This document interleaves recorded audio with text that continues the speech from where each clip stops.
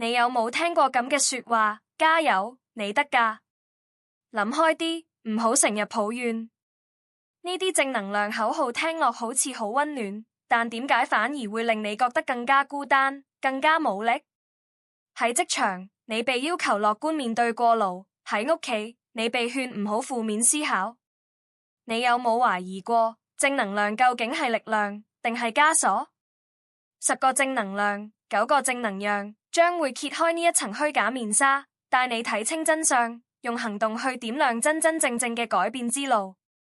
呢本書唔單止係批判，而係一個深刻嘅反思同埋實用嘅行動指南。佢直擊正能量嘅3大毒素：否定現實、行動真空、情緒剝削。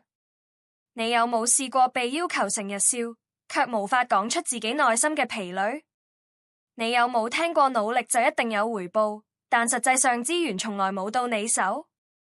書入面結合心理學同埋香港、台灣嘅本地案例，剖析呢啲空洞嘅說話點樣掩蓋真實嘅問題，令你好多機會錯失咗真正嘅成長。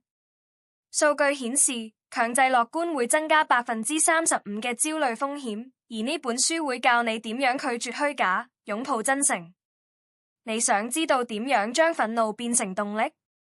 書入面有建設性憤怒嘅5步法，由承認情緒開始，到採取細微但具影響力嘅行動，令你唔再被諗開點呢啲說話壓住。例如，一位台北嘅員工因為公司唔公平嘅加班政策感到憤怒，佢勇敢咁提交咗詳細嘅數據報告，最終令公司改變咗條例。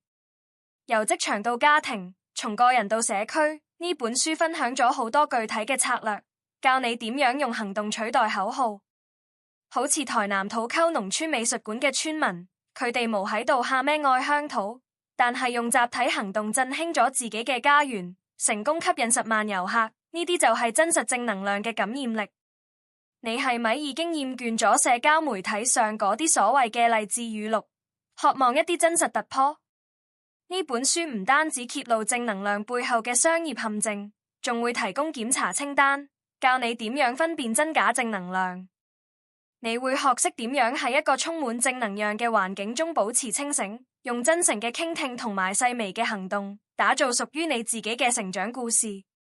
無論係職場壓力、家庭隔閡，定係社交媒體嘅冷漠，呢本書都會成為你嘅指引，幫你成為嗰1%嘅清醒者。正能量唔係永遠開心，而係勇敢面對困境，堅持採取行動嘅正氣。